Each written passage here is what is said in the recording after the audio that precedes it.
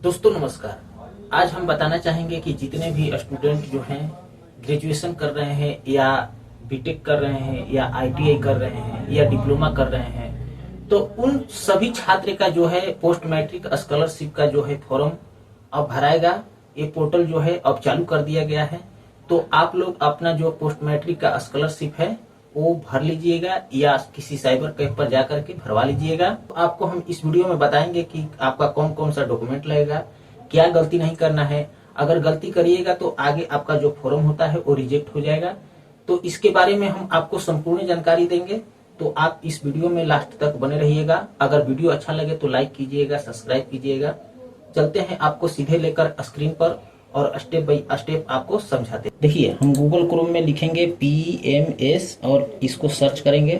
जैसे ही हम PMS लिखकर सर्च करेंगे तो ये हमारा जो बिहार का ऑफिशियल जो साइट है वो खुलकर आएगा। फिर इसके बाद हम इस पर क्लिक करेंगे। तो जैसे ही हम इस पर क्लिक करेंगे तो ये देखिए, मुख्यमंत्री पिछड़ा वर्ग एवं अत्यंत पिछड़ा वर्ग का जो स्कॉलरशिप पोस्ट मैट्रिक का स्कॉलरशिप ऑनलाइन होता है वो पोर्टल हमारा खुलकर आ चुका है। यहाँ लिखा हुआ है पोस्ट मैट्रिक स्कॉलरशिप, नीचे में सेशन जो है 2024 से 25 दिया है। फिर नीचे में देखेंगे BC EBC स्टूडेंट लॉगिन। तो BC EBC का जितने भी स्टूडेंट हैं उनका जो ऑनलाइन होगा यहाँ इस पोर्टल से होगा। फिर बगल में दिया है वेरीफाई योर एप्लीकेशन स्टेटस। अगर आपका ऑनलाइन हो जाएगा तो फिर अगर चेक करना है तो यहाँ से आप क्लिक कीजिएगा। फिर अपना जो यूजर ID पासवर्ड होगा उसको डालिएगा, यहाँ से चेक कर लीजिएगा। फिर देखिए बगल में लिखा हुआ है go to SC ST portal. तो SC ST का जो स्टूडेंट हुए तो उनका जो है यहाँ से लॉगिन करके ऑनलाइन करना है। तो जितने भी छात्र छात्रा जो PMS पर जो पोस्ट मैट्रिक स्कॉलरशिप का ऑनलाइन करेंगी या करेंगे तो आप लोग निरंतर चेक करते रहिएगा कि कोई SMS तो नहीं आया है। अगर नहीं SMS जा रहा है तो PMS जो पोर्टल है उस पर आप चेक कर लीजिएगा एक बार, तो कोई गड़बड़ी तो नहीं है। तो फिर देखिए जो BC EBC स्टूडेंट लॉगिन दिया है, जैसे ही हम इस पर क्लिक करेंगे तो यहाँ से हमारा जो है न्यू रजिस्ट्रेशन होगा। फिर इसके बाद नीचे में लिखा हुआ है login for already registration student. तो जितने भी स्टूडेंट ये जो रजिस्ट्रेशन कर लेंगे इसके बाद यहाँ से आप लोग अपना लॉगिन करके अगला फॉर्म भरिएगा। फिर हम न्यू रजिस्ट्रेशन पर क्लिक करके देखेंगे। तो न्यू रजिस्ट्रेशन पर जैसे ही हम क्लिक करेंगे तो हमारा नेक्स्ट पेज खुलकर आएगा। तो नेक्स्ट पेज में देखिए यहाँ लिखा हुआ है स्टेप टू अप्लाई ऑनलाइन। तो पहले रजिस्ट्रेशन आपका होगा, फिर पर्सनल बैंक अकाउंट डिटेल्स जो वेरीफाई होगा, फिर आपका जो है अप्लाई फॉर स्कॉलरशिप होगा, फिर जो है अपलोड डॉक्यूमेंट फोटो करना है, फिर इसके बाद आपका फाइनलाइज होगा। तो थोड़ा सा नीचे में आएंगे तो देखिए नीचे में लिखा हुआ है गाइडलाइन। तो गाइडलाइन थोड़ा सा पढ़ लेते हैं क्या लिखा हुआ है। देखिए नीचे में लिखा हुआ है पंजीकरण करने के लिए निम्नलिखित जानकारी प्रमाण पत्र अनिवार्य हैं। तो इसमें कौन कौन सा आपका जो डॉक्यूमेंट है वो लगेगा। तो देखिए यहाँ लिखा हुआ है 1 नंबर पर आवेदक का जो आधार कार्ड है वो आधार कार्ड लगेगा। फिर इसके बाद 2 नंबर पर लिखा हुआ है जाति प्रमाण पत्र, वर्तमान तिथि को मान्य तथा स्वयं को निर्गत होना चाहिए। तो आप लोग का जो है जाति प्रमाण पत्र ज्यादा पुराना नहीं होना चाहिए, तो वो आप लोग जाति प्रमाण पत्र बनवा लीजिएगा। तो फिर देखिए नीचे में लिखा हुआ है निवास प्रमाण पत्र वर्तमान तिथि से, तो आप लोग का जो है निवास प्रमाण पत्र बनवा लेना है। फिर इसके बाद नीचे में दिया है आय प्रमाण पत्र। तो आय प्रमाण पत्र अपना जो है आप लोग बनवा लीजिएगा।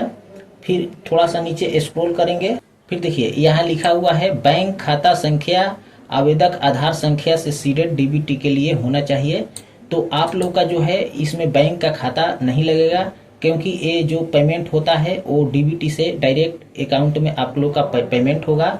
तो आप लोग जान लीजिएगा कि हमारा जो खाता है DBT से अकाउंट लिंक है या नहीं लिंक है।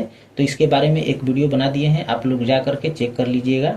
फिर इसके बाद थोड़ा सा नीचे आएंगे तो देखिए यहाँ ऑनलाइन आवेदन करने से पहले यहाँ क्लिक करें और महत्वपूर्ण निर्देश को ध्यान से पढ़ें। तो इस पर जब हम क्लिक करेंगे तो देखिए यहाँ लिखा हुआ है एक छात्र को प्रत्येक शैक्षणिक वर्ष के लिए केवल एक बार छात्रवृत्ति मिलेगी।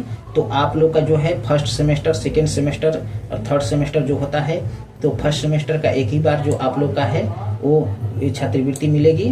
फिर इसके बाद नीचे में देखिए फिर नीचे में लिखा हुआ है एक छात्र को शैक्षणिक वर्ष के लिए केवल एक बार ही आवेदन करना होगा, अन्यथा उसका आवेदन खारिज कर दिया जाएगा।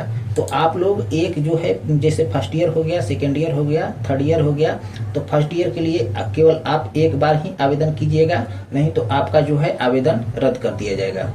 फिर इसके बाद देखिए नीचे में लिखा हुआ है, आवेदन करने से पहले संस्थानों की पंजीकृत सूची में अपने संस्थान का नाम जांच ले।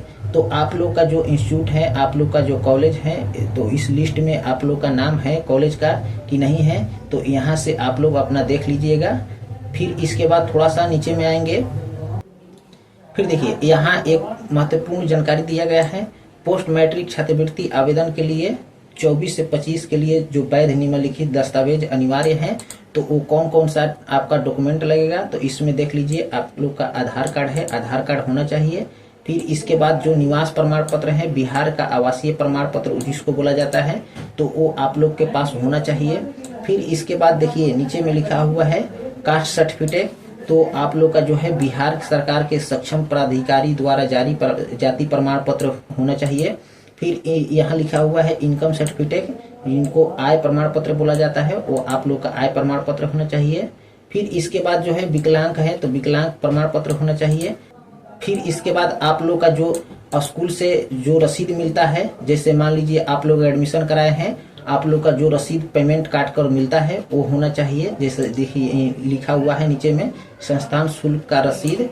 फिर देखिए यहाँ नीचे में लिखा हुआ है आप लोग का बोनाफाइड सर्टिफिकेट लगेगा, तो आप लोग अपना कॉलेज से बोनाफाइड सर्टिफिकेट जो है वो बनवा लीजिएगा।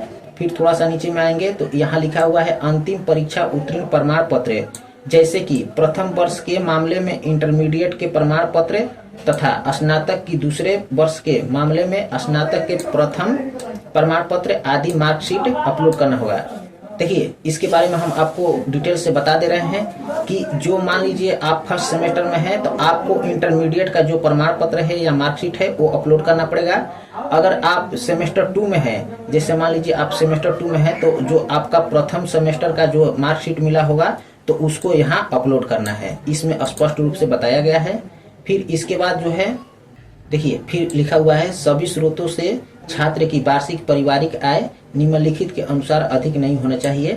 तो देखिए यहाँ लिखा हुआ है वार्षिक आय 24 से 25, तो बीसी के लिए जो दिया गया है वो 3 लाख से अधिक नहीं होना चाहिए, और ईबीसी का जो स्टूडेंट होंगे उनका भी 3 लाख से अधिक नहीं होना चाहिए।